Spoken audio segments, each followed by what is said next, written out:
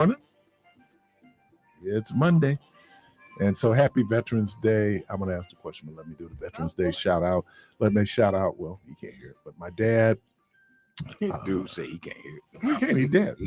My dad, my Uncle Cleveland, my Uncle James. Do you have to be alive to get a shout out? You don't. He's alive, but I just said he just can't Well, hear to it. hear one, you need to be alive. Technically, I was correct. This dude. Both of y'all, but anyway. Let me. So who do I have? Okay, you made me. Let me. My brother-in-law, Paul Saffold. My brother-in-law, Benjamin Davis. My brother-in-law, George Clark. My late brother-in-law, Sonny. Who else in my family? Sonny don't get a whole name. Just knew it was around his brother. That dude, he ran that stop sign. Is he running from somebody or something? Stop signs. What out there advisory. So yeah, happy Veterans Day to all you veterans, all the folks who've served our country. Thank you for your service, and certainly. So these was all Rhonda's people, except for Paul. No, my Uncle Cleveland, my dad. No, your dad. Let's see, my Uncle Cleveland. Because when you said my brother-in-law, oh, my Uncle James, also retired Okay. military. Yeah, so all the veterans, for folks out there, timing is everything. Is it veterans or veterans? Whatever it is. If you served in the military and you're a vet, happy Vets Day to you. Saying. God, So many my people say goodness. veterans, and I'm like, it's not veterans, it's veterans. It used to be Memorial Day. And so today is when we honor our living veterans. Veterans. Veterans. Memorial Day is when we honor our fallen soldiers, right? Yes. So yeah, so happy Veterans Day to all you veterans. And I've done. I don't know if you've heard of this group, Dry Hooch. Yeah. They do stand down, right? Yeah. Let me tell you something, man. They be representing their wars. These vets be representing their wars, boy. They come in, be Vietnam, Iraq. And so shout out, man. And I was going to say, timing is everything. I graduated from high school. We were the first class that did not have to register for the draft. What year is that? 75. 74 was the last class that had to register for the draft. I'm trying to think which was the last class drafted, because by that time they were winding down Vietnam. So, like I said, timing is everything. Let me shout out, my guy, my roommate, Ryan Buxton, who passed, but also he's a veteran, and so his family. All right, so we were talking, and No, we weren't talking. Not at all. this dude always get off the bus. So I didn't say nothing. Smell it just like gasoline and started the whole fire. I just. Yeah. And here's the question, because Debo said he went to a memorial service yesterday, I did. and my question is, do you go to your ex's memorial or obsequy or funeral? Tell people what an obsequy is. Funeral, Okay. burial, Thank you, Lakeisha. rites of the church. Thesaurus Keith. Thank you so much. Technically, yesterday at Children's Church, we went over baptism. And here are the kids. So you want to get baptized? Well, little kid said, well, I got to learn how to swim. I like that. That's so cute. I like that. So then I asked them, because, we feed them. I said, so what do you like the most about Children's Church? The lessons or the food? He said, the food. The food. But anyway, we talked about, so I'm just curious, would you go to your ex's funeral? I'm going. Why? Oh, for why, sure, why Michelle? Why Michelle? Because this is someone that at one period I cared greatly about, and I need to go pay my respects. Now I'm gonna sit in the back, especially if they, You ain't gonna be on marry. the front row? No, I'm not that chick. I'm very respectful. There are those chicks out there. A mother of make a a child. whole scene. Yeah, mother of a child. Gonna come in sharper than everybody at the funeral, so you will know that I'm here and I'm the first. I'm the first Mrs. So and so and so and so. But I'm talking about people ain't even misses. Yeah, but I don't know. I'm kind of kidding because I might or might not go. I don't know. It depends. She going. I mean, I think it's number one, it's respectful, but again, know your place, know He your ain't gonna lane. know. It's not. Does anyone know when you go to That's their what I'm saying, service? Does so- anyone know? Does your mama know when you come to her service? No. No. My mama might. You're going as a sign of respect, and so you can't say I was with somebody for 15 years and they die, and you'd be like, oh, well, like It could have that's been that just bad. I mean, but if it wasn't that bad, I just think that's disrespectful. So I would go, or at the very least, I would send a flower if I didn't. No, I want to know if you're Well, going to attend. let me interject this. I was at a service. Just so happens that I was at a service and Let me interject this. just kinda Interject. put this out there for you. Digest on this. So the service proceeds, and I knew it was going to be some stuff going on. Always. Everybody got up to me. We one family. We got to learn how to get together. We got to stick Oh, that means together. they've been fighting. There's been some problems, right? There's a problem. I'm sitting there. Now, first of all, the man been dead about 3 weeks. They finally had the service.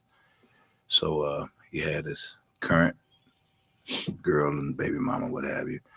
And then his ex, the one he had left her for, she was there with her kids that she had by him. So they, they kind of pitted out on each side of the room. So to make the long story short, when the service was over, they put all the families in the car. So she got in one limousine and her and the other kids got in another limousine. So the funeral director went to the first car. He said, hey, somebody got to come back in and sign these papers, so we got to finish up this business. So he left that funeral car. He went to the second funeral car. She said she ain't signing. You got to come in here. I said, I ain't signing either.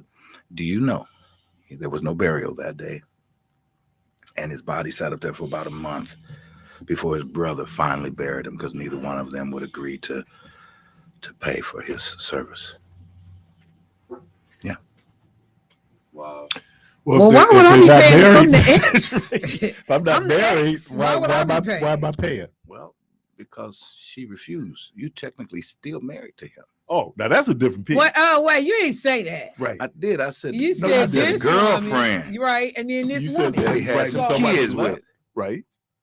And then hit this woman with the set of kids that he left her for. But you ain't say it was his ex-wife Well, or his current wife. You let didn't me say put it that. Because even the Why ex-wife won't- doesn't But- have but- any but legal I responsibility. believe they were separated because he wasn't there. He was with the other one. Right. But if he's Okay, still but married if to he's her still married to her, legally, that's different. yeah. Well, But- you can't make her have it. Huh? You can't make her have the money. Well, if she's going to inherit anything, Do you think she inherited anything? I don't know, man. But again, you got to tell the story with all the details of. Well, that's it. That's all you need to know. His brother ended up burying him. Okay. Well, I mean, first of all, handle And they your were both own- there to answer the original question. Well, neither one of the women is trifling to me in that the brother should have handled his own business. I'm sorry. You said neither one of them was trifling? Not in that scenario because he should have handled his own. What I say up here every day, handle your business. Oh, boy, she getting riled. I'm just saying, Uh-oh. you want to be Struck a nerve. see too many people. They be like, they'll figure it out and just go ahead and drop dead, and then there's nothing in order, and then people scrambling trying to figure out like how they gonna pay for this.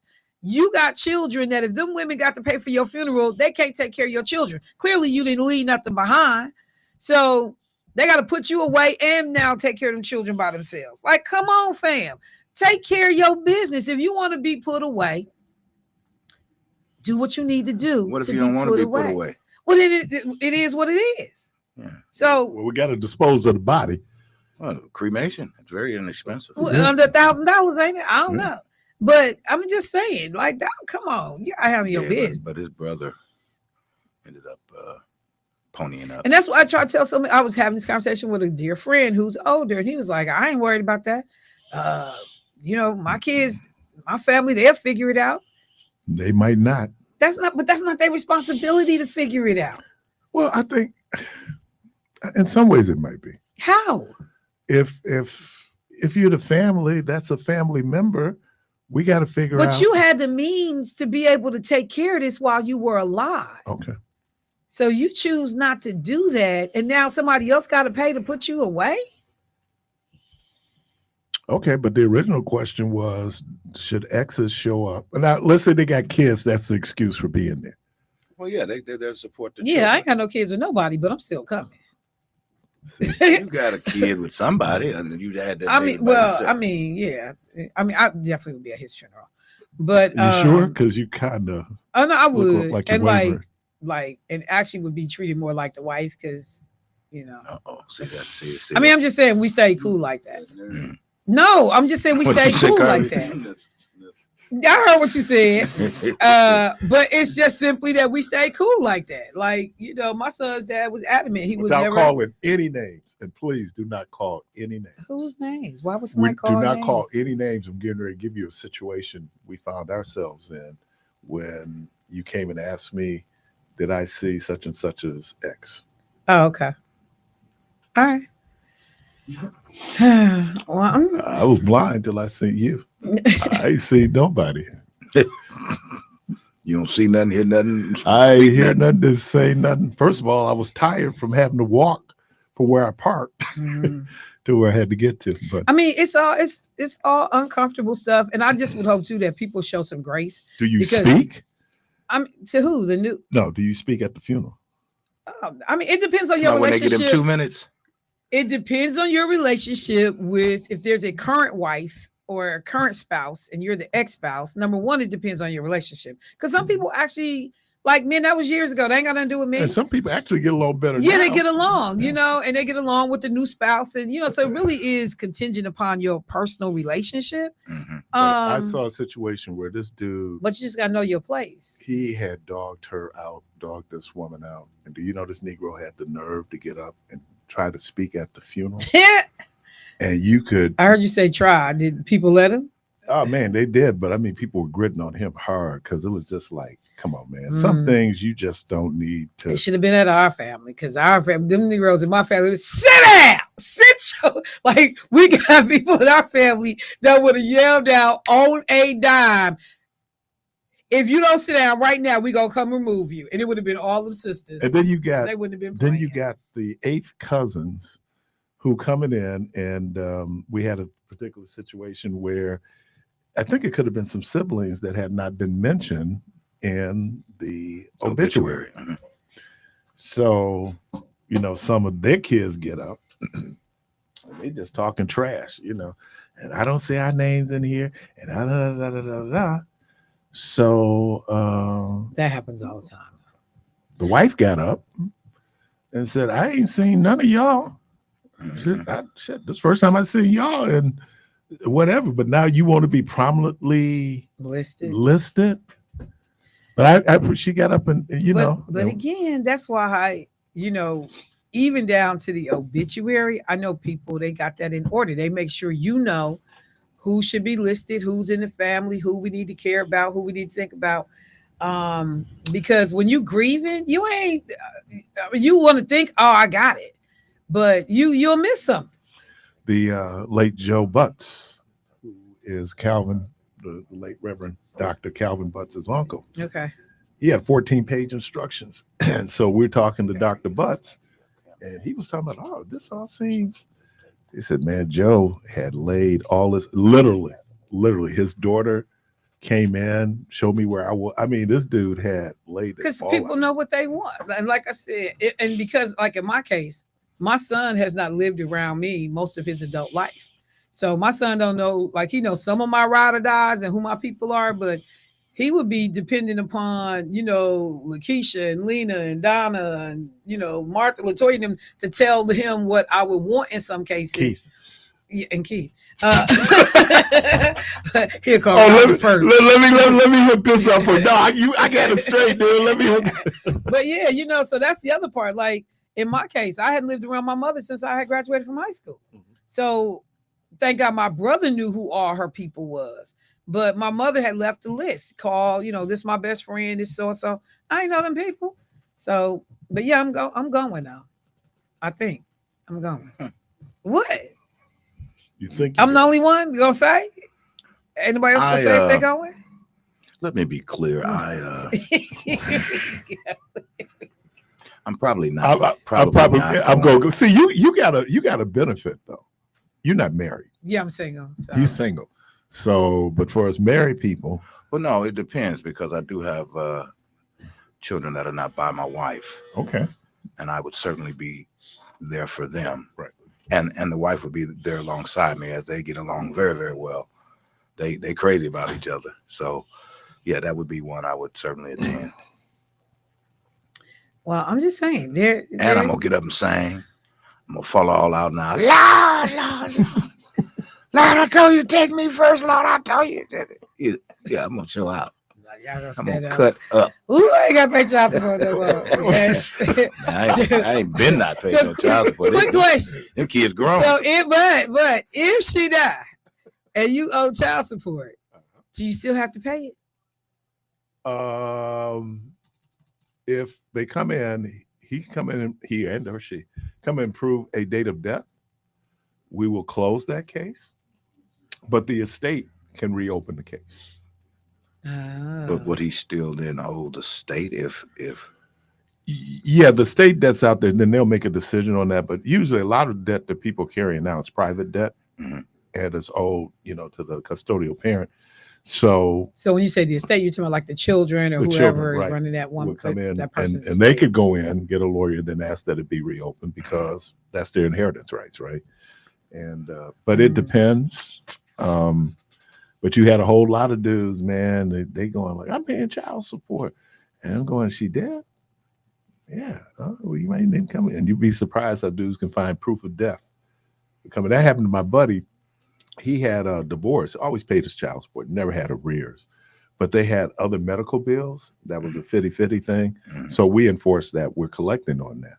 And it's one of those debts that go on the tax intercept rolls, which then, if you're at a certain level, $2,500 or more, your passport is suspended. Okay. So he had that out there. He had that debt out there. Once I said, dude, she's dead. He went and brought in the date of death, and they, boom, closed that part of it. So are both parents held to that standard? Whoever, yes. I mean, whoever the custodial parent is, the non-custodial parent, because we have women who pay child support. A lot of people don't think about But that. I mean, like if we both have a bill connected to the birth of this child, baby was in NICU, whatever, stuff went wrong, that could be 50-50. and we're not, and it's But see, that was a 50-50. divorce. And that in that situation, that was a Oh. divorce. Milwaukee County no longer goes for birth expenses. Hmm. They eliminated everyone who had birth expenses. It's all been wiped out. It was an optional piece. We didn't have to do it, but people did it. And that's probably one of the major ways that people get into the child support system in the first place. Right. Mom received Title 19 for the birth Right. of the child, and by law, you need to go and collect it. And so, yeah, but it's the estate. And when I'm talking to the men in particular, I point out to them, you have obviously you have a responsibility to take care of your child, but there's also inheritance rights, and this is the piece that people miss on this, right? So if you look at the case of George Floyd, there were inheritance rights there. Primarily started with the children under 18, then his children over 18. Then it gets to his sibs. I don't know if he still had a parent alive. His mom had passed, right? So So if you notice, and I mentioned this, everybody in that family had a lawyer, right? Because they can make claims. Now, depending on where you are, and we were talking about. So they treat you differently if you're a child under 18 versus a child over 18? Mhm. Really? Because child under 18 is the primary. Do they have to go to trust? They can establish a trust. Usually they will. They probably have a guardian ad litem, Mhm. Who's there operating on what's the best interest of the child. But I was fascinated with what the, who's my guy now? The attorney everybody calls. Ben Ben Crump. Ben Crump. That if you saw some of these high profile cases, Ben Trump's law firm would do a GoFund. They control the GoFund. Okay. And so if they're bringing in Al Sharpton to do the eulogy, all that is done through the GoFund. Hmm. And then depending on what they will look at in terms of percentage, they'll get a third. Of the GoFundMe? No, a third. Oh, you talking about the the contingency settlement fee amount. for the settlement? case? The settlement, right? Yeah, Whatever they okay. get in terms of judgment. I thought you were talking about on the GoFundMe. No, All they right. control it, but then that would go towards that could. But that's good though because it covers those expenses, so that when people finally do get a settlement per se, Mhm. it doesn't eat up all of the Because money they would- settle so quickly down here at the Hyatt. Yeah, that was crazy. That was quick, man. And don't know what people got, but it sounds like they got something. It was quick. Because they really They quick. made that go away fast. Yeah, because it hurts the brand. I mean, you know, and even though that is a franchise, you know, Hyatt franchise, it's still the Hyatt brand. But that was, what was it, 2 weeks, 3 weeks, maybe a month? Yeah, it was. It wasn't a whole bunch of like space and time in between any of it. So your inheritance rights, and I always give the example. I said, look, dude, I was 10 years old. My father got killed when I was 10 years old. But because of my inheritance rights and I was his legal next of kin, I was able to get his Social Security and his veterans benefits. So you don't think about it. People hit the lottery, you know, all these things that we don't think about when it comes to, well, just say child support. And it shouldn't be just child support. We say child support, but it really isn't. Child support is a small part of it. Well, for some people, it's a big part of it. It really is. What is your relationship with that child legally? And then what will that child stand to inherit? Aaron Hernandez, they're doing the final of this thing they're doing. Aaron Hernandez was the tight end who played for New England Patriots, killed like 3 people, Right. injured somebody else. Because he appealed, right? And then he committed suicide while he was under appeal. Technically, he had not been convicted. So the Patriots didn't want to pay out his money, right? But they would have had to. They would have had to. They would have had to. But then the Massachusetts legislature went in and changed the law, and then they went retroactive. So his kid got nothing. Kid got nothing. I mean, it all because. So it's important, man. I mean, that suicide piece is real. You know, we were talking. Was even in thinking about, was he Jewish? Yes. Okay, Yeah. because I know that was a very quick burial. Yeah. Even in terms of like Red Brostoff, you know, it's just Because like, they had to do an autopsy. Yeah. Yeah. And but you kill yourself. And, you know, most insurance policies you remove. I think it's after what, 5 years or something like that. I don't even know, but I just traditionally most of them you didn't get a payout if that was the cause of death. Please allow me You to know. interject this at this point in time. I don't know what the hell y'all talking about. It just felt good to say that right there. Did it feel It good? really did. It's just so ridiculous. Might I interject? Just like the sound of his voice. Just man. might I interject? No, But, it's important. I mean, you don't. It's like my wife jokes and she says that you know, tell your family I'm cremating you, right? You sure she joking? Oh, she wasn't joking about the cremating. Mhm. She was jokingly saying, "I'm going to cremate you. Tell your family." Okay. You know, because your family come in and they want, and then that's the. How much of this is it about the deceased, and how much of it is about us? most of it is about us. You know, I mean, you know, not unless you know, are that person and you planned your own funeral, then yep, I want a white carriage rolling me up out of here, you know, blah, blah, blah. But sometimes everybody like, oh, they gotta have the best. Oh, they gotta have this. And like I know when we made the decision about my mom and I made the decision to cremate, one of my mom's relatives was like, Mozella wouldn't have wanted to be cremated. I said, we had already talked about it. She was cool with being cremated because my mentality was none of us live down here anymore. Nobody lives in Birmingham anymore. And so Who's going to visit? who's going to visit? Who's going to keep the grave up? I said, we barely go see my grandfather's grave. So I'm not leaving my mama down here by herself. I was like, no, I wouldn't do it. I wouldn't do it. Well, she ain't quite by herself. Well, she would have been. There's other bodies buried. I mean, no, with nobody been out there like putting that up. You know, and then they got the service now where you can pay to have people put flowers on their grave and keep it kind of, you know, whatever. But I was like, I'm not leaving my mama down here. And so Me and my brother, we just talked about that this past weekend. Because we was just talking about some other stuff, and he started laughing. He said, "Remember what you said?" And everybody turned around. He was like, "I'm not leaving my mama down here." I'm like, "I'm not," because and all our grandkids in our family is trifling. Ain't nobody going to see nobody. Like They did that strolling through the cemetery, like, oh, there go. and Big I love Mama. cemeteries. I love visiting cemeteries. Cemeteries are Pardon me? It's interesting. Right. Yeah, when if you I'm look out there at for a how they lay service, them out. yeah, I will walk around. Yeah, it's that's why if I go to DC, I will go to Arlington. And some of them are so amazing. Right. The headstones, some of the, when you realize the period, Mhm. you can see like the changes in integration depending on how that service is laid out. I mean that floor plan is laid out. Like, yeah, or if you the history of it, you were talking about, I don't know who they were doing the headstone for down at Forest Home Cemetery. the one brother. I can't think of his name, but yes, it was. But if you go in that cemetery, who's who of old Milwaukee is buried there. For Black people, that was one of the few, if only, cemeteries you could be buried in. Because I couldn't figure out why are we going, when Reverend Kelly died, why are we going to the South Side? And my mom explained, she said, no, that was one of the few cemeteries that would bury Black people in Milwaukee. So he had purchased that plot years Yeah. previously. Mm-hmm.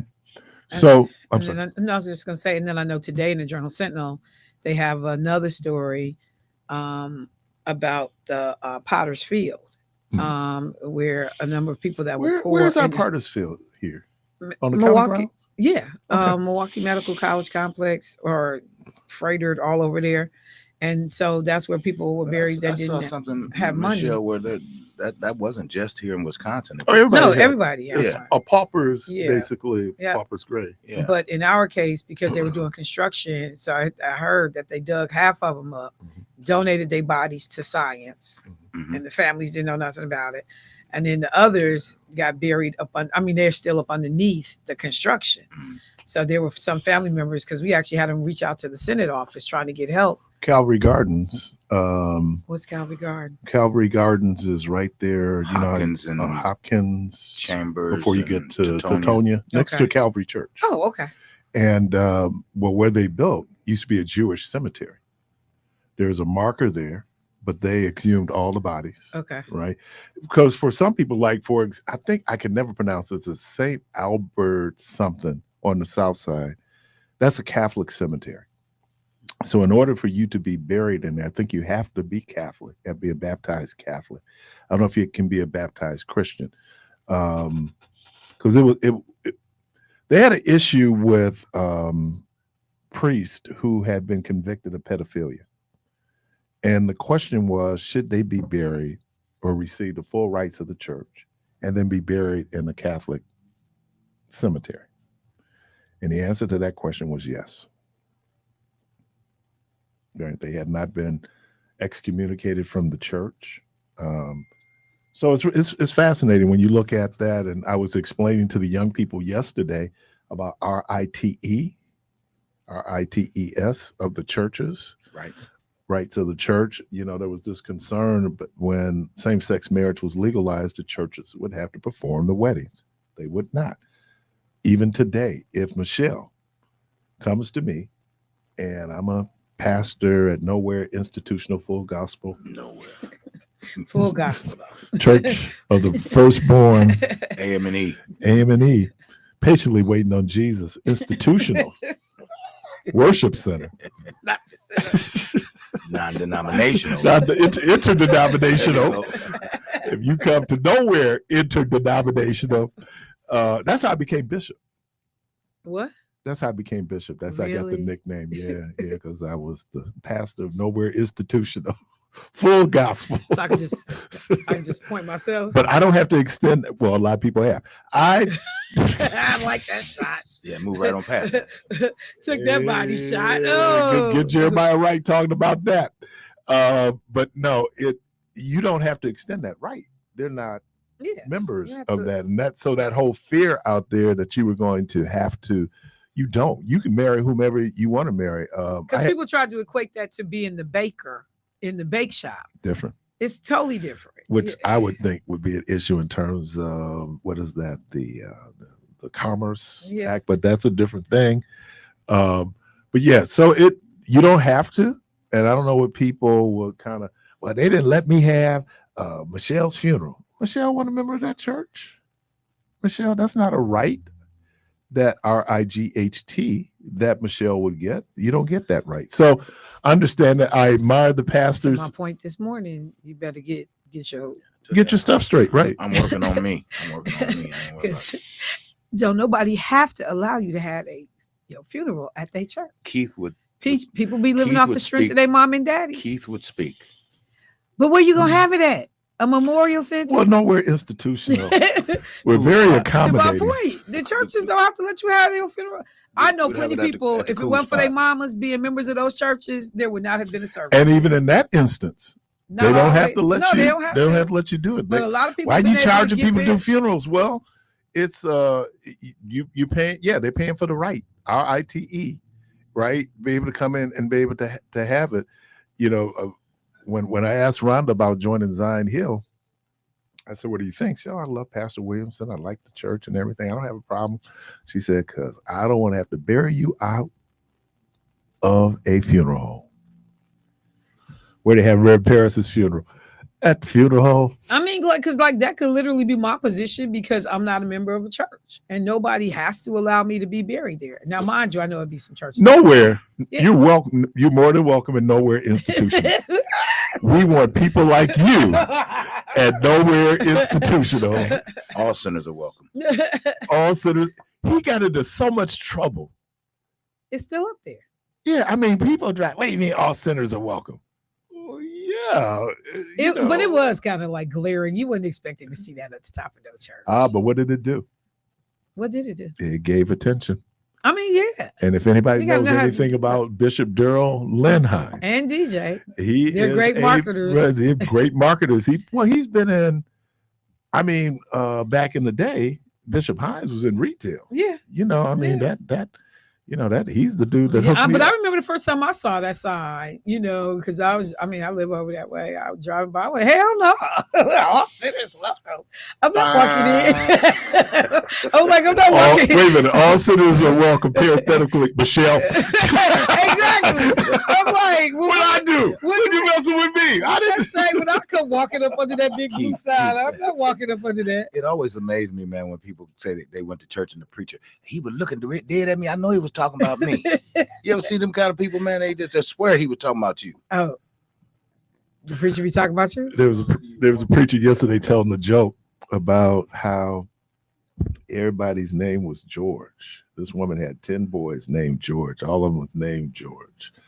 All of them named. He said, "So do they have nicknames?" He goes, "Nope.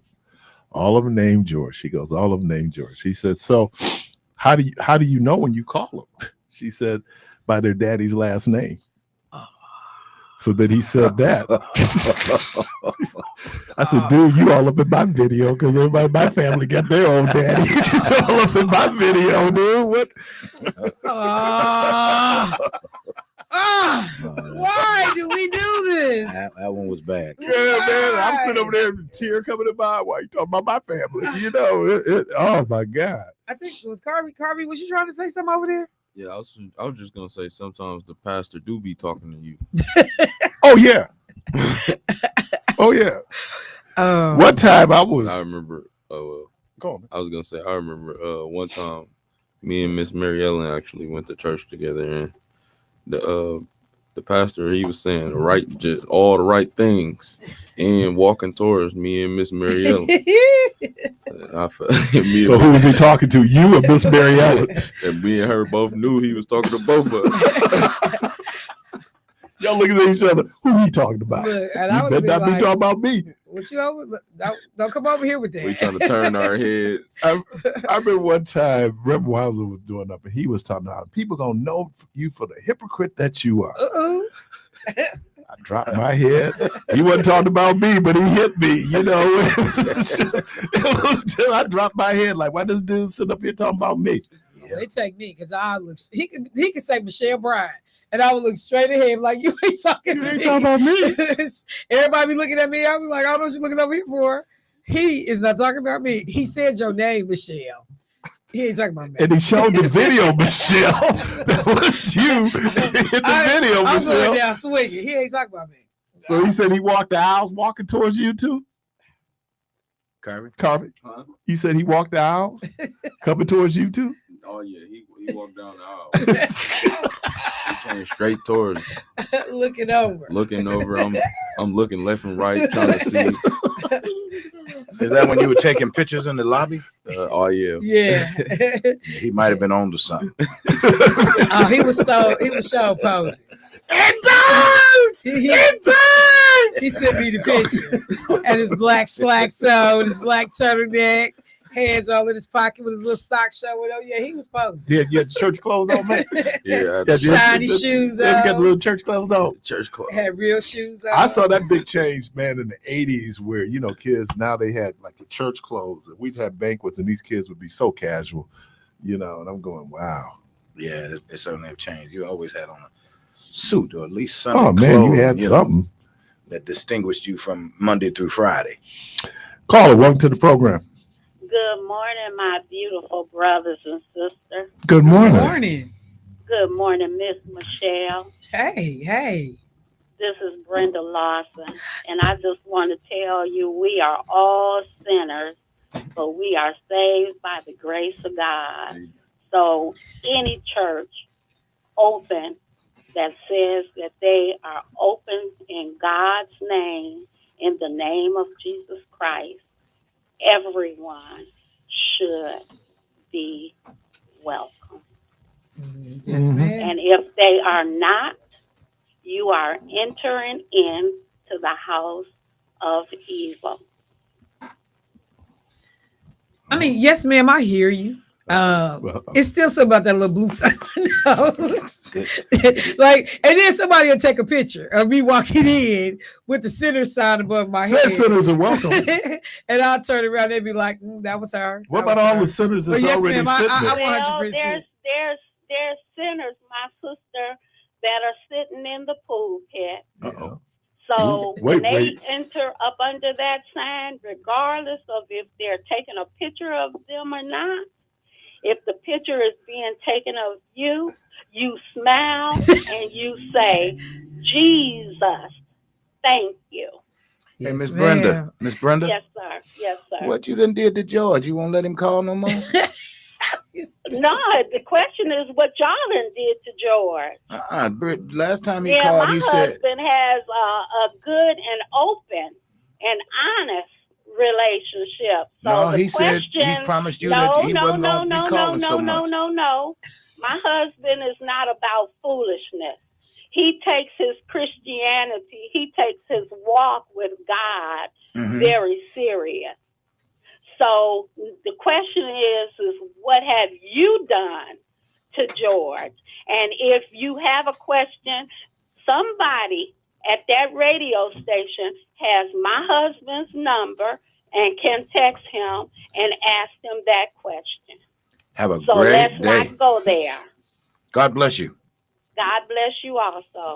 Have a great It was I was at a funeral Friday and I saw this guy and I thought from behind it was George.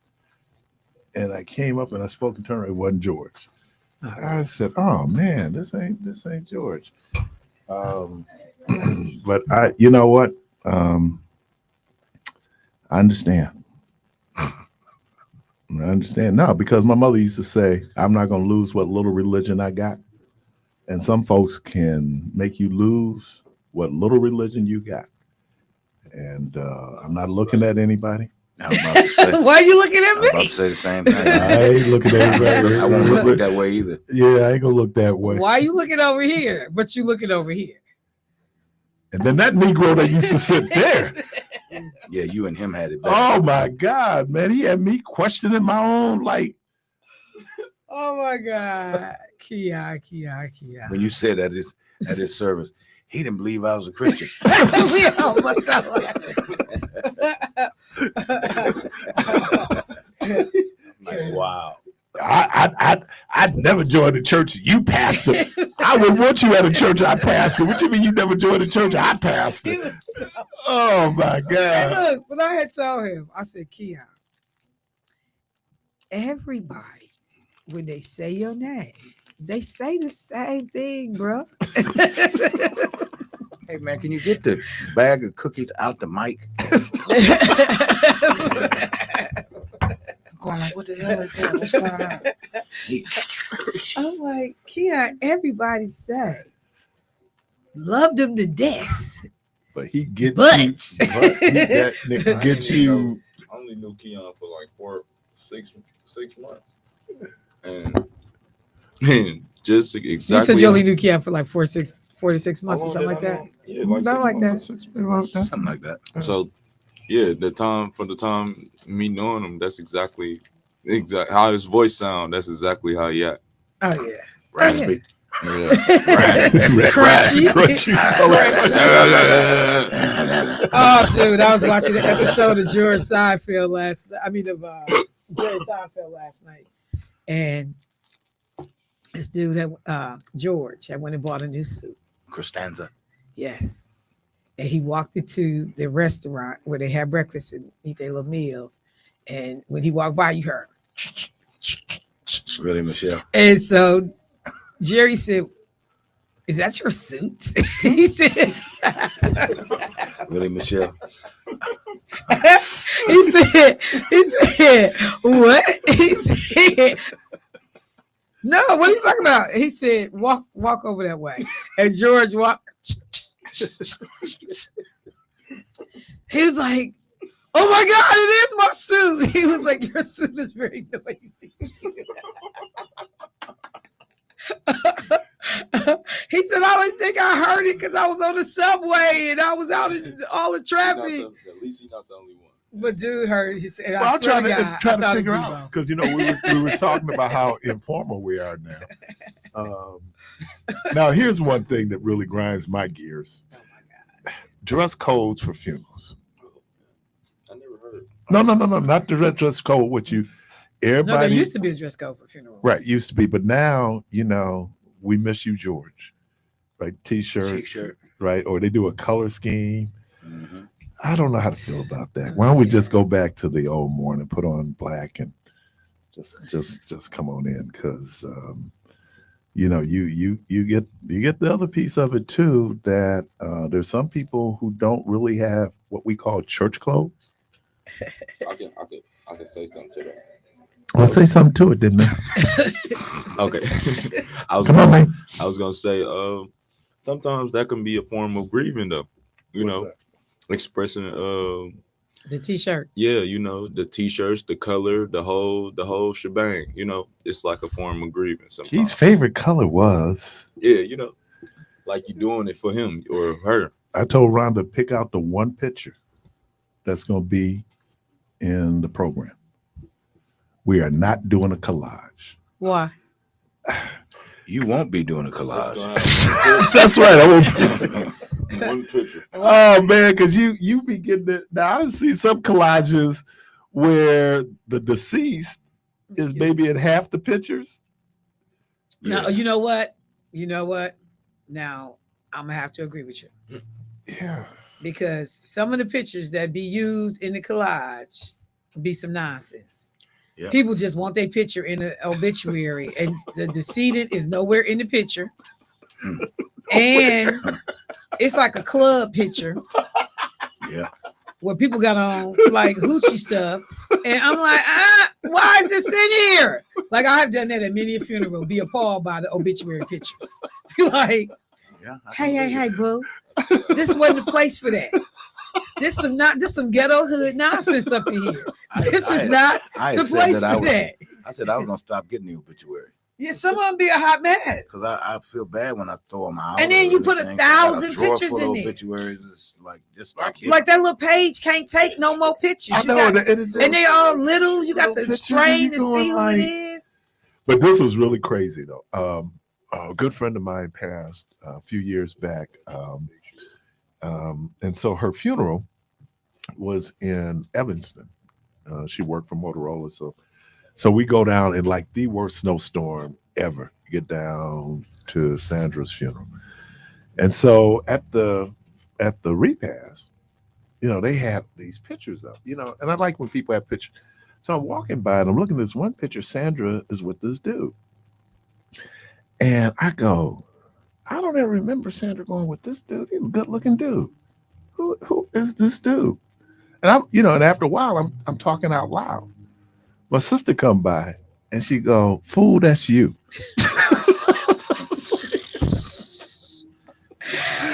Oh You hadn't man. been cute in that long that you didn't remember when you I had used to not be been cute. cute in so long, man. And so it was just like, oh, that's me. Well, I had hair.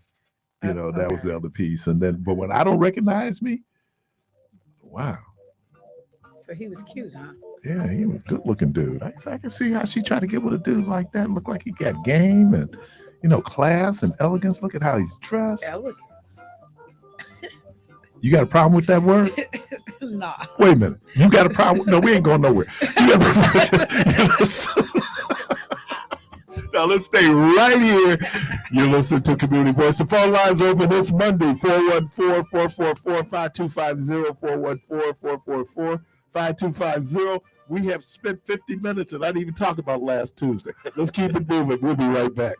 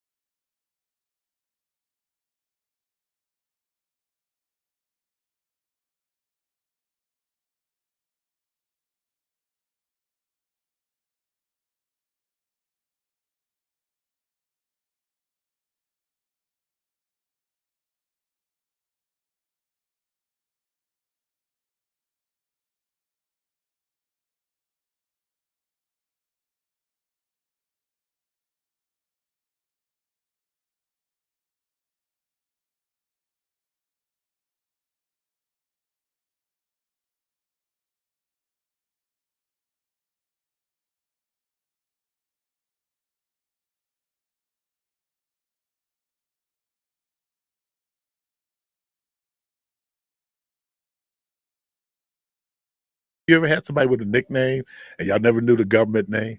That's kind of felt like about my brother-in-law. All right. So we're honored to have in studio with us. Let me pull this up. Oh, she said, wait. There's an event that's happening on Friday. Where's Sharon's text? Here we go. I really do this for a living. It Takes a Village Foundation, a Community Leaders Award Gala.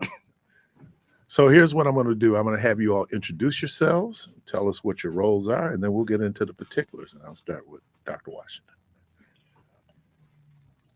Hello, my name is Dr. Whitehead. Dr. Whitehead. I'm just saying. Dr. Washington is on her way. Dr. Whitehead. And we are just, first of all, I just want to say thank you, Mr. Keefe and Mr. Debo for having us on here. The one of Milwaukee's greatest stations in Milwaukee, WNOV, AM 60 and FM 106.5. So I am Dr. Shauna Whitehead, the executive of It Takes a Village Foundation Reentry Program. And along with me, I have one of my board members, my friend, I call him Peanut Butter. I'm Miss Jelly here, Mr. Minister Anthony Williams, which he will introduce himself. And we're having an event called It Takes a Village Community Gala, but I'm gonna keep on going. Oh, come on. Hello, everybody. Thank y'all for having us. My name is Minister Anthony Williams, and I'm actually a board member on It Takes a Village. Good morning. My name is Ruby Grisby, and it is an honor to be here to share information regarding some of the beautiful facilities and organizations that are accompanied. Thank you. Top of the morning, my name is Clem Richardson. I'm one of the honorees, award recipient of It Takes a Village organization for this Friday. So I'm honored and delighted to be a part of it. My name is L.T. Austin, and I'm here to support Pastor Clem. I'm a board member of Manor Behavioral Health. We talk a lot about citizens returning and the level of support that they need.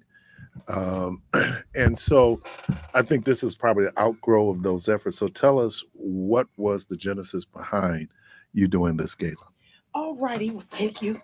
All righty, thank you. Anyone knows me know I love that microphone.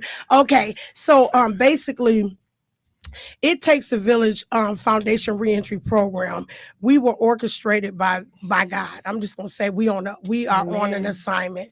We have a lot of individuals throughout the state of Wisconsin. I'm gonna say throughout the country that are trying to get themselves re-enter back into society. So our board and I, with much prayer, God told us that we have a lot of people in our community that not only have great programs in the city of Milwaukee, I should say the state of Wisconsin, but they're doing a great service in our community. So, it takes a village for all of these programs to be successful. Amen. So people like some of the people that we have here that we're honored with prayer and a lot of prayer through our board and stuff like that. We said, well, we want to go and we want to honor people that are doing, who've been overlooked, but they're pillars in our great city.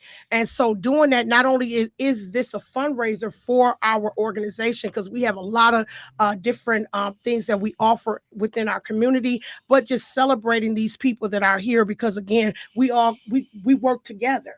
And it takes that in order for our city and our state to be successful. That's right. If that makes sense. That's right. That's right.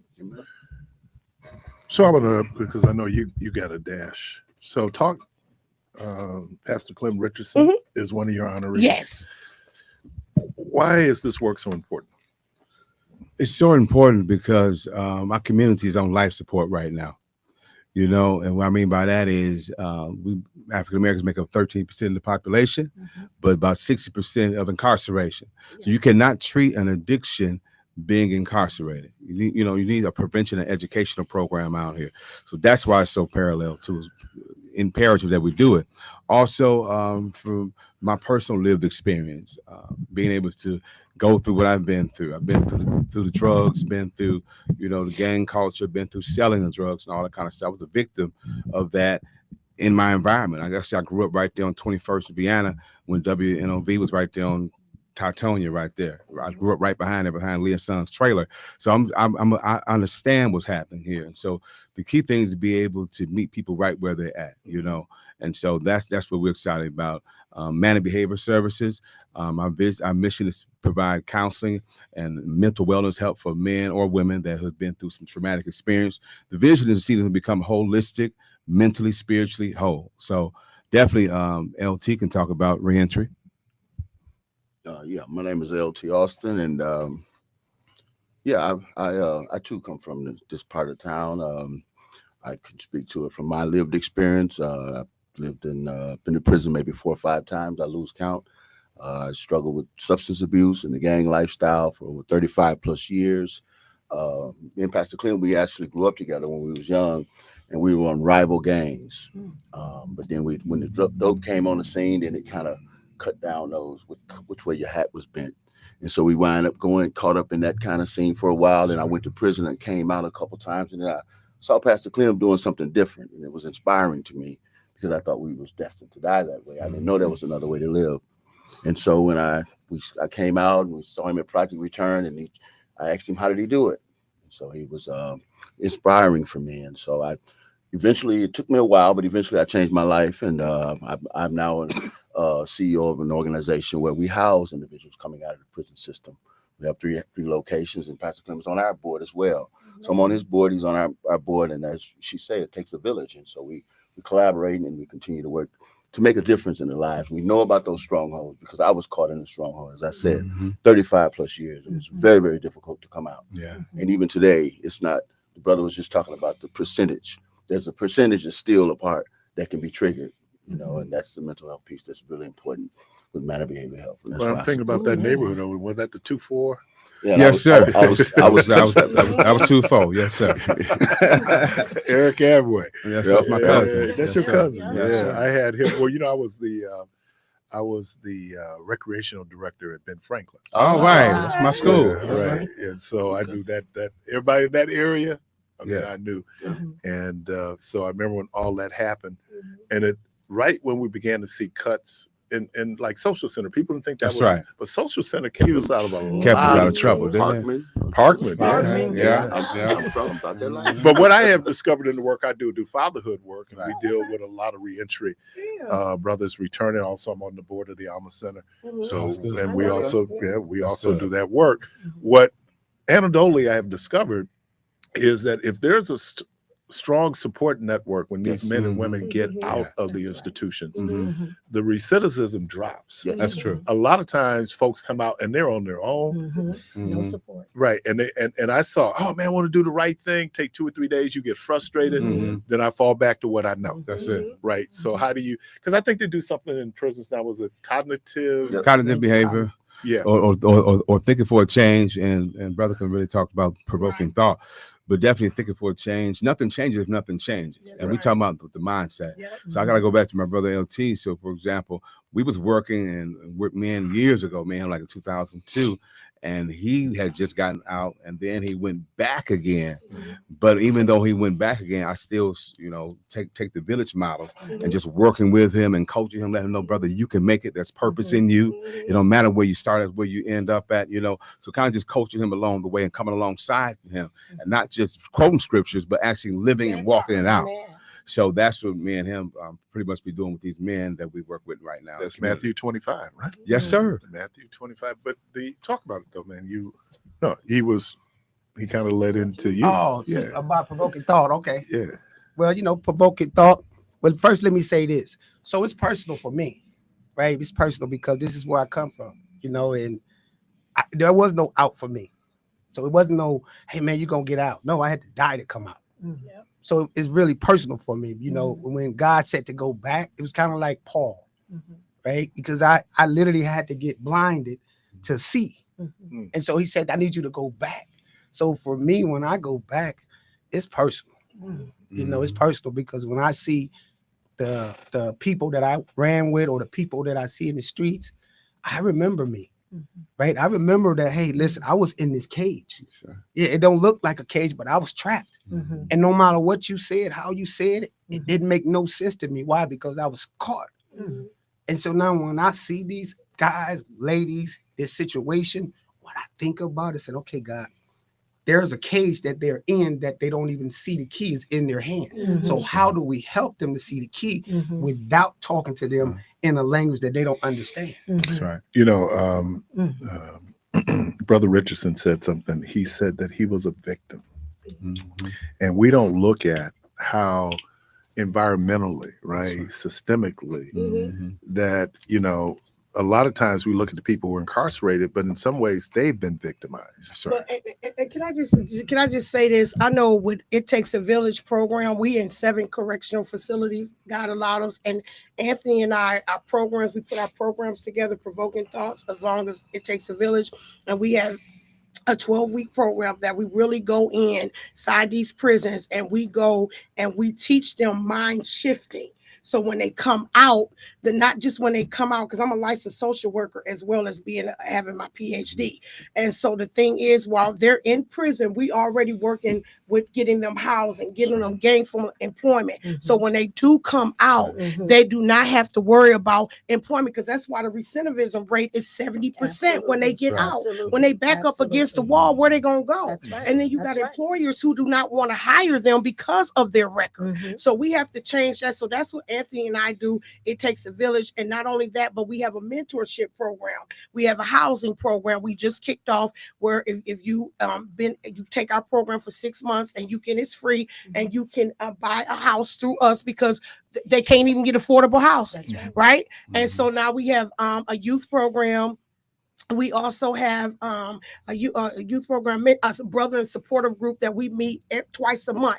Anthony runs that, because a lot of people that's getting out, we have people that unfortunately that did murders, that was killers, that was, and the Bible said go to them and make disciples of Jesus Christ. We love them. We don't care what they did. Because a lot of us, I know I've never been arrested, but it's the grace of God I never got caught. Amen. So the thing Why is, are you looking at me? No, I'm just saying. No, I just hit your hand. I'm just saying though, y'all can feel what I'm talking about. Right? Yeah, you've accomplished. Putting these programs together and making sure that that people are whole when they get out, and that's the reason why we go to this prison and collaborating with, like with Miss Grisby, people that's even working for her or in her childcare, mothering these mothers, teaching them how to be a real mother. It takes all of us. Absolutely. Yes. My standpoint is I'm trying to nurture and provide environments, loving environments for children that are raised in single family homes, dysfunctional homes, homes that have drug abuse and all kinds of things. And not all of them, but my job to me that God has put on my heart, and that is to provide them with a stable environment, to help and nurture my parents, to get them to the point where they feel that there is someone out there that cares about them, that they don't have to say, I don't have no one to help me. I don't have this. I don't have that. Yes, you do. You have it within yourself. You just don't know it. Because it has been taken away from you. You think that you don't have it. You do have it. Honestly, you do have it. And so I'm trying to make sure that these children have a self-worth at an early age, that we can build self-esteem in them and their parents. I get children, I get parents that come in that are broken all the time. But the point is, I don't see them as broken. But they see themselves as broken.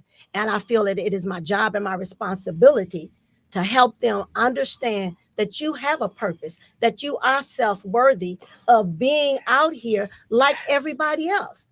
Like everybody else. I didn't come from an environment where I had 2 parents, and I had 1 parent, which was my mom, but my mom was my backbone. And my mom always relied and depended on me as my parents. Now, I don't have a child in the daycare center that calls me Mrs. Grisby. They don't say, good morning, Miss Grisby. Good morning, Nana. I am Nana to so many hundreds of children. I can't even tell you how many hundreds of children. And so I was featured in this magazine last year, and they was like, Mrs. Grisby, Mrs. Grisby, Mrs. Grisby. And they could hear in the background, the children kept saying, Nana, is that your grandchild? No, that's not my grandchild biologically, but it is my child. Make no mistake about it. Every single child life that I touch is my child. I have parents that come back to me when they were children to come and bring their children back to the daycare where they started at. Wow, that's awesome. I mean, it's absolutely the most rewarding job on the face of the earth for me, because there's not a day that I don't get up that I'm rejoiceful to go to work. I don't get up complaining. I don't get up saying, oh, I can't stand to go there. Right. Because I know there is someone there that needs what I can give to. Amen.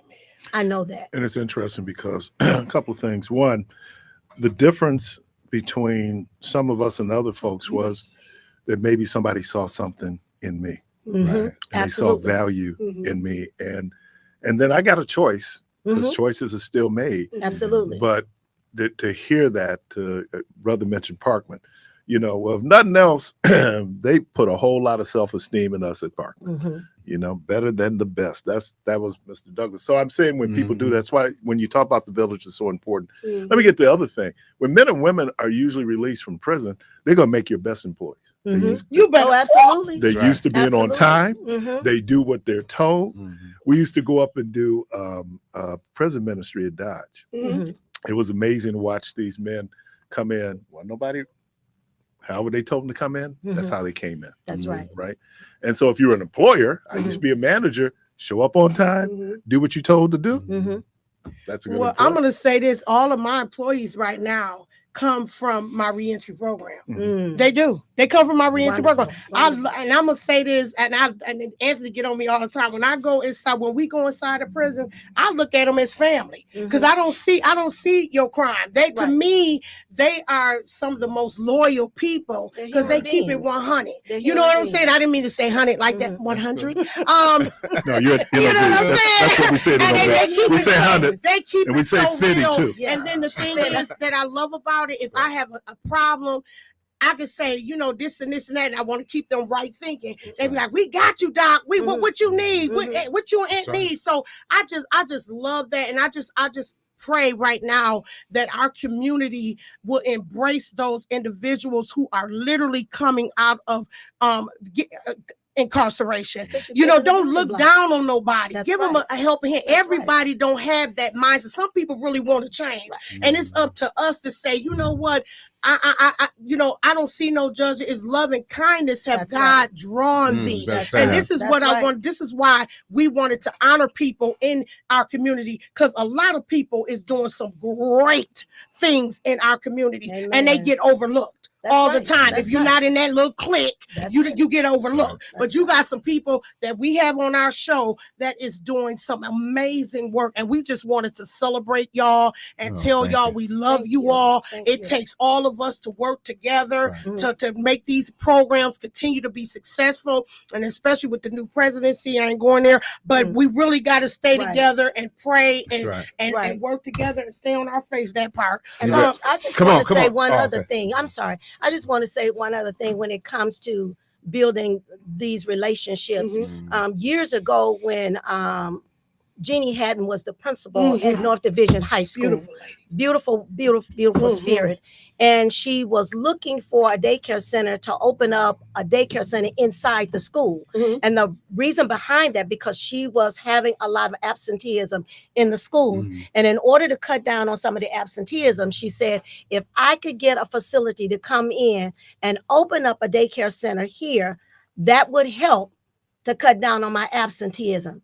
And when I tell you that it cut down more than 50% of her absenteeism rates, and all of the young ladies were eligible for childcare, they just didn't know how to go about getting the childcare. So it was my job to go in to open up that facility to help those young ladies get the childcare that they needed. And then when you get a young teenage mother, I will never forget her. She was 15 years old. She didn't even know how to fill out her application for her child. That broke my heart. That pushed me even further. It motivated me even more. So we had that daycare center in that school for 7 years. For That's 7 years. Wow. And the amount of children's lives that I touched again with my staff was unbelievable. Unbelievable. That's awesome. And it helped to really, really motivate them to let them know that I have a purpose. Somebody is out here. Somebody's looking out for me. So now I can go to school. I don't have to worry about not being able to go. Go ahead, Pastor.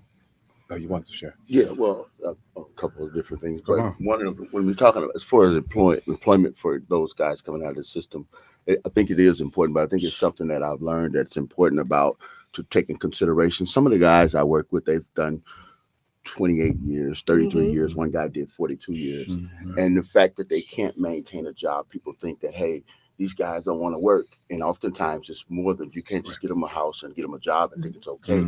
They've been institutionalized to a degree. And so that's why we house them and provide that support. And so Pastor Clint, we kind of works with them from a mental perspective and be patient with them. You can't just say, hey, they're hiring down the street and expect them to go. That's Go right. with them and help them feel it. You don't, That's they're right. not going to ask for help. That's You right. got to go with them and just do it for them without them. So because men ain't going to say, hey, I don't know how. Right. So that's a challenge. And then when it Absolutely. comes with the youth, what I found out when the Lord delivered me, I happened to wind up back doing some volunteer work on 29th and Burleigh. And we're walking around. I sold a lot of drugs in the community. And so we're walking around cleaning up the neighborhood.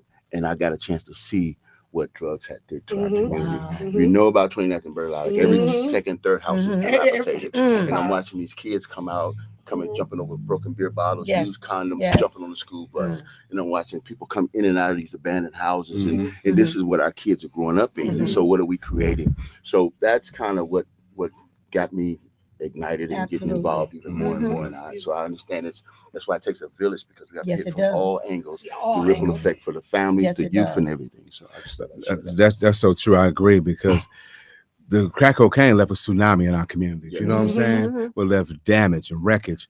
And so now it's even worse, because these kids coming up, their fentanyl is the new crack cocaine situation, right? So now we have a big high increase of African and American, brown, yellow, and black people are dying, overdosing from drugs and alcohol because of the fentanyl is in it, or too many different drugs they may use, you know. And so we're starting to see that increase right now. So we're definitely going to take a village for all of us to come together to do a prevention program. So that's what MANA goes. We do prevention and we do education. We do some modeling, meaning we walk with them, brothers and sisters, let them know they could do something totally different.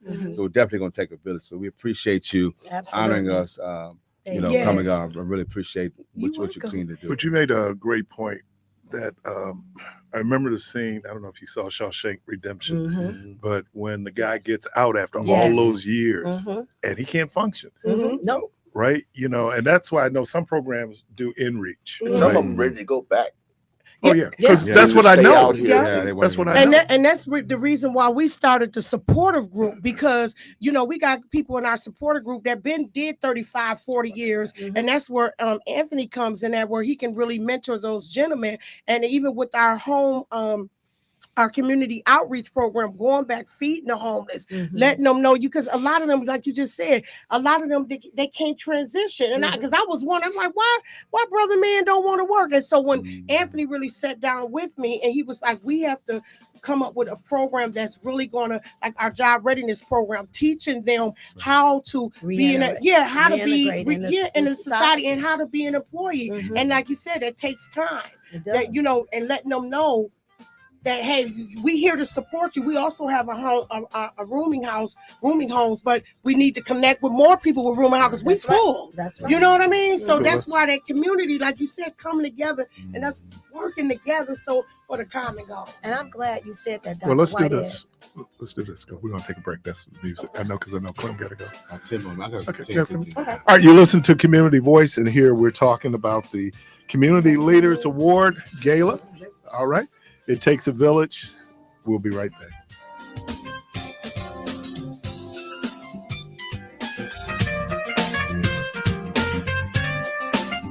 You're invited to join Dr. Shauna Whitehead, CEO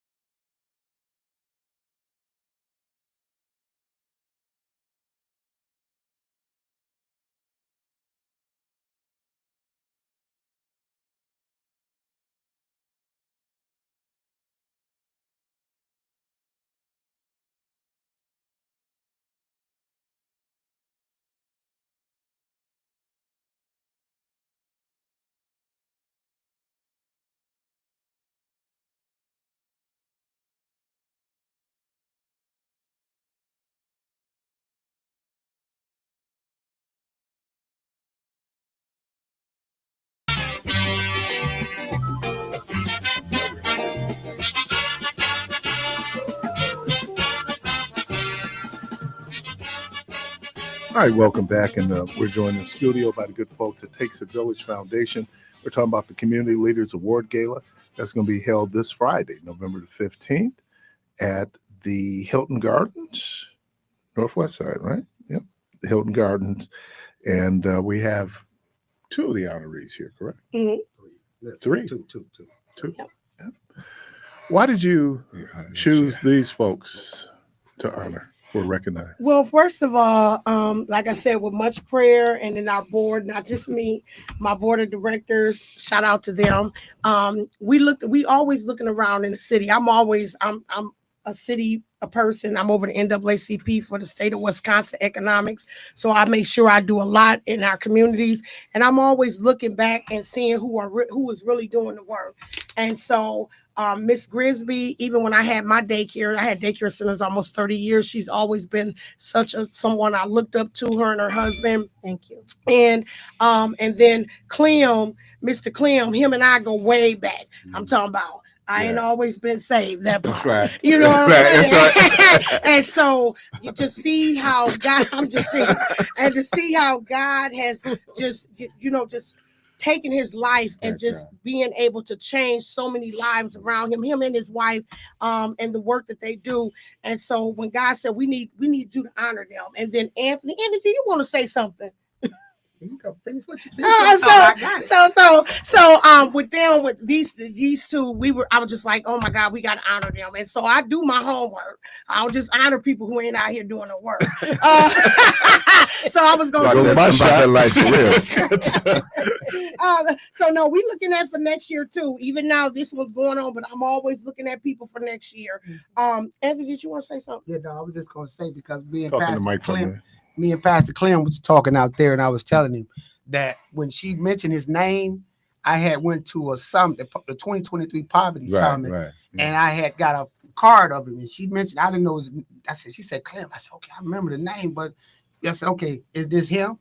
So she was like, yeah. So for me, it's like honoring everybody and saying, hey man, listen, like the All-Star game, when you put that work in, it's time to like refresh, right? And get ready for this next, season that you got. That's right. So for me, that's what it's, when I honor y'all, I'm like, man, they put in the work. We were doing work back when I first started doing child support. That's when fatherhood. Fatherhood. Yeah, we were. Yeah, we were doing it. So get a chance to actually observe, what people do and the work. And I know this sounds trite, but we hear it in church all the time. Give me my flowers. Right. So I do want to call out the rest of the honorees, and then I do want to do a shout out to all our sponsors, because without our sponsors, which we are still looking for a few more sponsors, this could never happen. I just want to put it out there, no disrespect. We've been doing this work now for the last 5 years, and I have never received a grant for It Takes a Village Foundation Reentry Program. And I'm not saying that to just say, but because we are called to do this. So God has blessed me to have several businesses. And a lot of times I put my own money into making these things happen, because we really want to celebrate people. So if you want to be a sponsor, it's still not too late. You wouldn't be in the booklet, but you will be on all our social media platforms and our screen, because we do have the mayor coming. I don't know if y'all saw our gala last year, but we step it up because we celebrate our people, and it's going to be a wonderful event. So some of the honorees that I do want to say, we have Charlene. A bug hearn. I don't want to butcher that name. Yeah, that name. Clemente and Alexander, Kimberly Alexander, Felicia Alstroke, Mr. Antonio Barnett, who's our honoree for It Takes a Village. He did 20 years, and he came out. We got him a business open. He married a doctor. He hit the jackpot. That part. And he just changed his life around, and he is our celebration. Judge Milton Child Sr., Diana Green, Miss Ruby Grisby. What is that? Oh, you forgot Millie Colby? No, not Millie Colby. And Sarah Clifton. I got my new list right here. Oh, you got your new list. So then I won't even look at this. Sarah Clifton. Yes, Sarah Clifton, Miss Jeanine Hibbler, Elizabeth Harris Hodge, Erica Johnson, Arthur McKinley from MSDF. Yay, shout out. Cheryl McMurtry, Ryan McNair, Ava Morris, Pastor Mr. Clem Richardson, Veronica Staten, Larry Willis, Shaquila Wingard, and Pamela Young.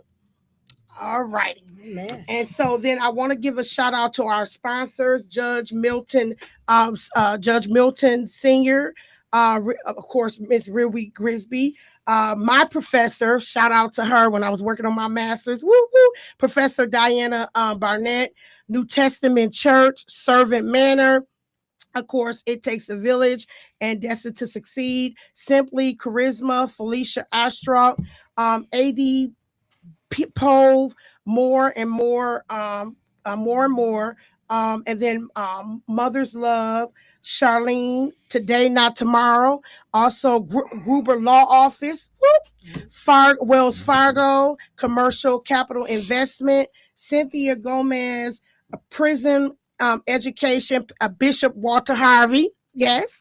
Our old pastor, I love my spiritual dad, Elizabeth Hodge, and then Sir. So people been giving, I just had to give that shout out. So if people want tickets for this fine event. Okay, so if you want tickets, I do want to say this, we are sold out. But we do have a waiting list. So if you want to get tickets, the tickets are $85. But I gotta say this, they are sold out. But some people that might not want to come, and so we do have a beautiful lineup that's going to be there. A lot of key people coming in. It's gonna be amazing. It is a black tie event, 5-course meal. I love God, but some people they like to drink. We do have an open bar. So Okay. just saying. That's right. What's that got to do with loving God? All right. I love a little bit more. But if you would like to be a sponsor to help out, we will honor you at the event and What stuff if like people that. wanted to just contribute? Oh, that's what I mean. Contribute. Yeah, they contribute. We would love that. And then your name will be on the screen and things of that nature. How would they do that? Oh, thank you, sweetheart. Okay, so how they would do that, they can go to, because my president, you can go to www.reentry.ittakesavillage.com, and you go on there and you can say donation or whatever, contribute. It has a donation button, and you put your information down. We will make sure that you get a receipt and make sure that we celebrate you the day of the event. Now, I know some of my listeners are listening for the honorees. We have practice on Thursday at 6:00 because they marching in, and we want to make sure they looking good. That part.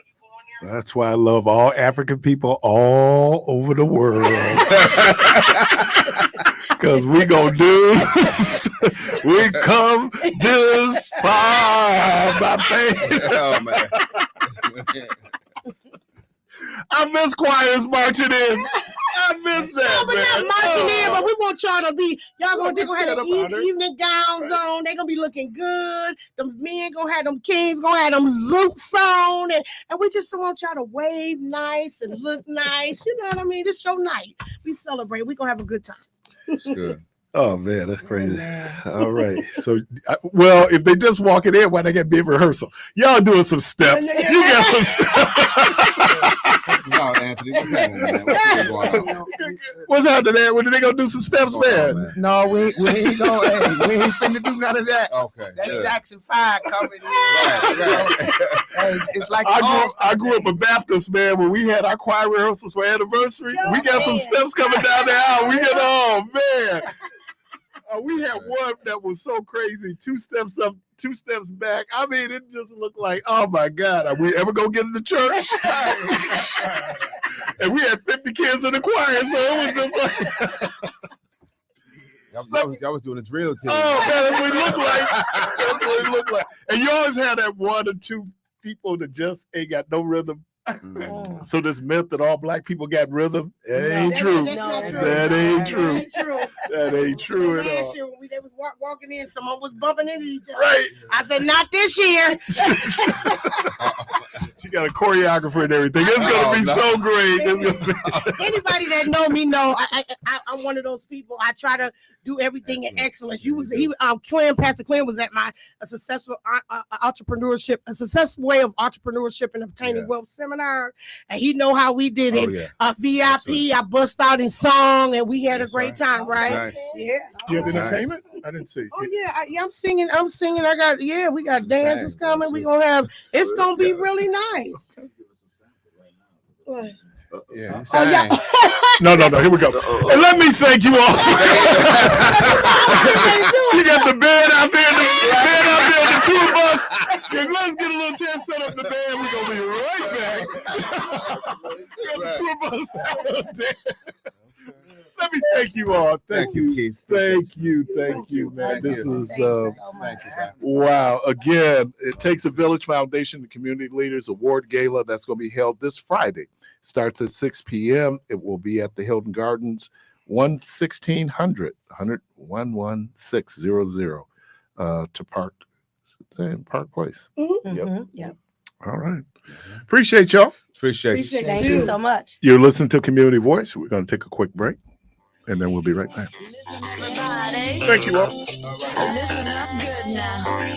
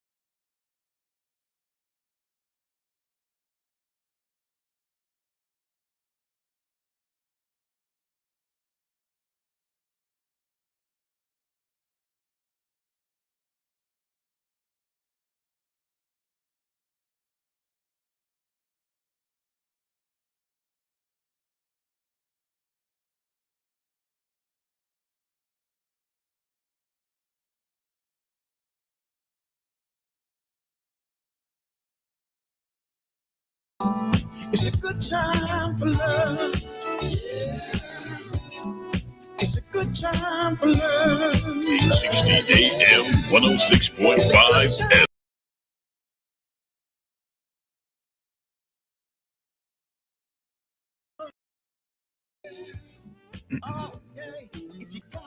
You know, it's interesting. It says always a good time for love. There's a quote that Dr. King has. He says, and it was interesting, you know, how we hear things, and when you read it, you find out, you know, oh, that wasn't the word I heard.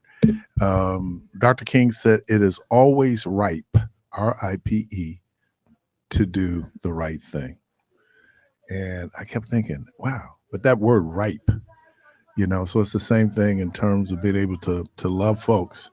Um, and look, and loving people is hard, but you know, it all works. All right, let me do this. Someone just texted me that Mr. James Beckham, the founder of the Beckham Stapleton Little League, has passed away. It looks like his funeral will be this coming Saturday at the Greater Galilee Baptist Church. Anybody who I dabbled a little bit in the Little League, not long, because when I got hit with one of those fastballs, it was just like, I'm done. I'm done. I mean, this dude, and it was at Garfield Park. This dude hit me so hard with that ball, like, nope, don't want to do this. But what he did in terms of Beckham Stapleton, and especially back in the day, I mean, you know, obviously Galilee, Incarnation Churches, New Hope, Metropolitan. Exactly. You know, you had those teams, and so I appreciate that. It's black people don't, American black people don't play baseball as much as certainly the generation before us. And so when you get a chance, that's why the Mookie Betts of the world are so unusual, because you don't have a lot of African Americans playing baseball. You do have Caribbean Africans or Africans, folks of Caribbean descent, primarily the Dominican Republic, Puerto Rico, the Cubans that they can get in, Venezuela. They're really, so when you see African folks playing, usually they come from the Caribbean. And there's a lot of reasons that go into it. I'm surprised we played baseball as long as we did in Milwaukee, because that spring baseball was cold. But even when I was at the Mount, spring baseball was cold. So what they would do, the Mount St. Mary's, is that they would set up where they would have 2 weeks in Florida. And they would play different colleges. And one of the colleges I know that they played in Florida was Stetson University. And so they just go down for 2 weeks, and it'd be almost like their spring training. So he was a pillar in this community. We're going to miss Mr. Beckham. I went to school with his son. Yeah. So, and also Judith Jameson, who became the CEO of the Alvin Alley Dance Company. She made her transition. She was 91 years old. With that, someone, I don't know if they text me or they called and asked, did I have any, oh no, one of the people here asked me, did I have any special music for the Cowboys? I do not. But boy, oh boy, oh boy. Oh man, the Cowboys are in trouble. Man, they are in trouble. How do you think Mike's looking with job security these days? He's at the end of his contract anyway. He won't be back. This is his last year. So, I mean, they're gonna let him ride it out. I don't know. I mean, I think, you know, he gets a bit of cover. He gets some cover because Prescott is hurt. Yeah, but they were losing with Dak in. Yeah, they were. Oh, look, not that I have any sympathy for the Cowboys. It's not one of my favorite teams either. None. You know, but I feel bad for my guys. Man. They flew out week before last. They went down for this past, not yesterday, but the following Sunday they played Atlanta. So they flew out for the Atlanta game, and it was very disappointing. That was a quiet ride back. I bet it was. That's what you get for being Cowboy fans. All right. You know, I used to be pretty cool with the Cowboys. I ain't cool with the Cowboys anymore.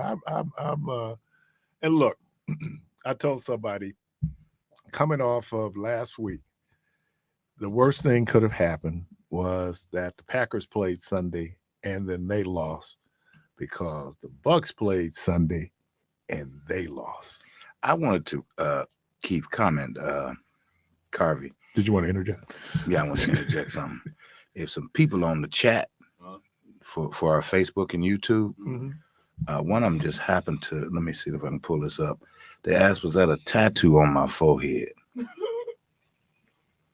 It's in the chat. Is that a tattoo on Debo? What, Keith? Oh, I'm Just like that girl called herself Jelly. call herself Jelly. We can't hear you, man. And then somebody said, I am very sensitive to noisy clothes.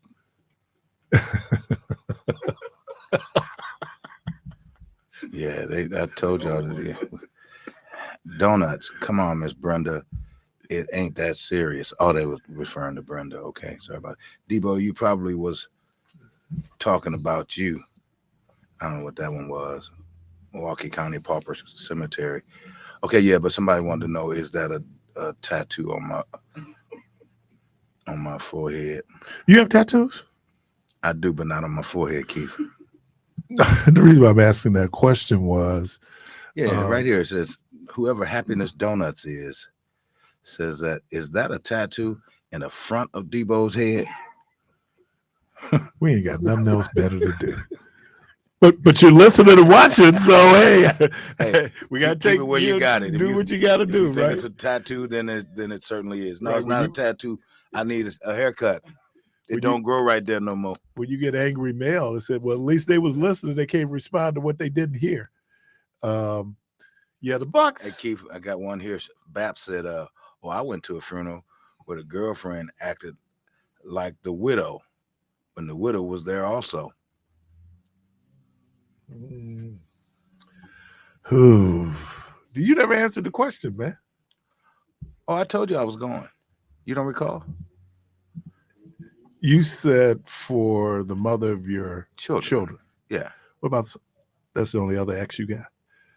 Keith, I mean,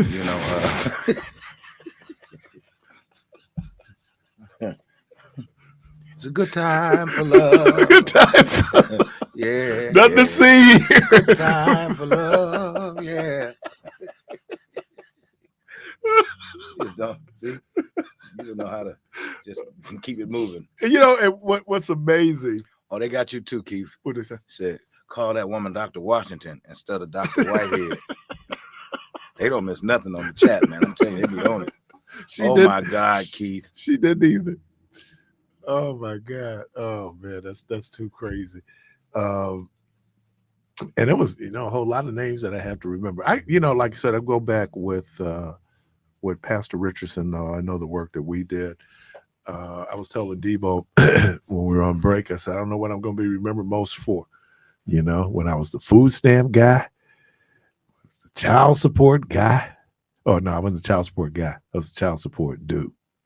Might have been called the child support something else. Oh, man, excuse me for saying dude like that, but brother, when I used to have to go out and do these presentations, they literally would have to have security. I can believe it. And then the people that was organizing it, they hostile too. So I didn't even have a name. This dude here from child support, Keith Parris. This dude, and I learned so much. And that is, I tell people, when you go into a situation, learn all you can, right? You never know how what you learn might become useful later. So you learn all you can. And so because I have to teach child support, I had to really go in and do some research. And And who were you teaching? Staff? Our Members? fatherhood program. Oh, okay. And so in our fatherhood program, one of the classes that's mandatory is Child Support 101. And we go in and we explain.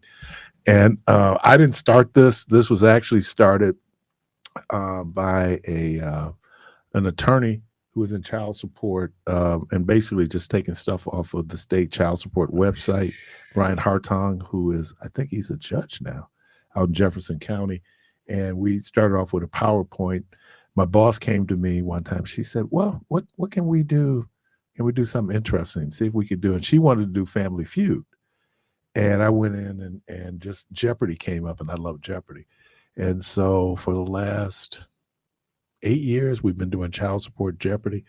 What I learned a lot of times is what we think we know ain't always accurate information, right? Or we're going on somebody else's experience. Oh man, when such and such went down, this is what happened. So to be able to go in and kind of explain how the system works, the role of child support in all of this, because child support is no more than a collection agency. It's the courts that set what you pay every month, not It's child based on a support. percentage of your income, isn't it? 17% for one, 25% for two, Correct. 29% for three, 31% for four, 34% for five. You get a discount after five. That's just with one mom. Right, because it's different if you got two different. Right. You got two Yeah. different moms, the number of kids you have. And you know, and surprisingly, it has worked out. Now, if you really doing real well, they got a different percentage that they use. We're talking about people who make more than $10,000 a month. There's a different percentage that's used in terms of what would be used to take look at the percentage of your income that could be used for a child support order. Like I said, I've learned a lot. Certainly my level of understanding when it comes to the folks who go through child support.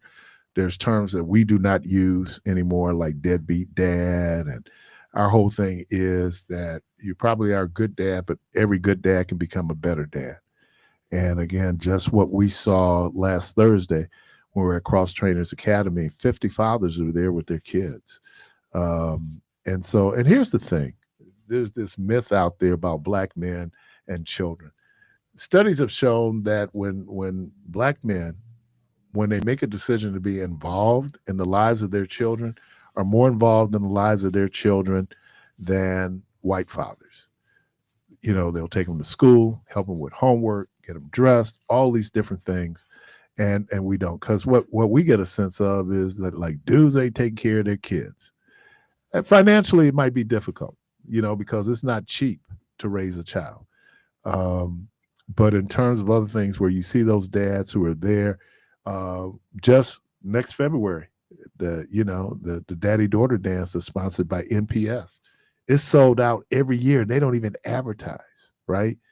So, you know, when you look at that and encourage men, and then here's the other thing, the role of men in parenting is changing. It used to be primarily it was the mothers who were responsible for basically raising children and that whole nurturing part of it. We do a whole section in our fatherhood development package that talks about men getting to the point where you learn how to nurture your child, right? And what that is and what nurturing looks like and how we act on it if we say that we love our kids. Every group I stand up and I ask, how many of y'all love your kids? All the hands will go up. But then it's complicated, right? Because what's the relationship with the mother of that child? I know Saturday, they will be doing the Milwaukee Fatherhood Summit. This year be held at the Milwaukee Academy of Science. They're on 20th and Kilbourne from 8 to 2. And one of the workshops they're doing is this idea of co-parenting without cohabitating. You know, that, you know, how do you still be very active as much as you can? Now, look, I know that there's situations where fathers are prevented from seeing their children. My lived experience was that my mother, for whatever reasons, didn't think, or for whatever reasons, that she wanted my dad involved in my life, or even for me to go down and even meet my, meet his family. And my father died suddenly, tragically, unexpectedly. And my mother overheard a conversation, and my mother talked about how badly she felt because I never had that opportunity. And so I tell people, especially, women, you might have issues with that guy. If he's not a danger to his child, don't interject yourself in the middle of that relationship. That's hard, but being a person who lived through that, I know how difficult that is. And so never to have an opportunity to know my dad because of the circumstances, it really makes a difference. Let me thank the good folks from It Takes a Village. Let me thank Michelle Devo. Thank you. Carvey, thank you. Listeners, we thank you. The good Lord willing, the creek don't rise. We'll hope to talk to everybody tomorrow. And as always, go from this place in peace.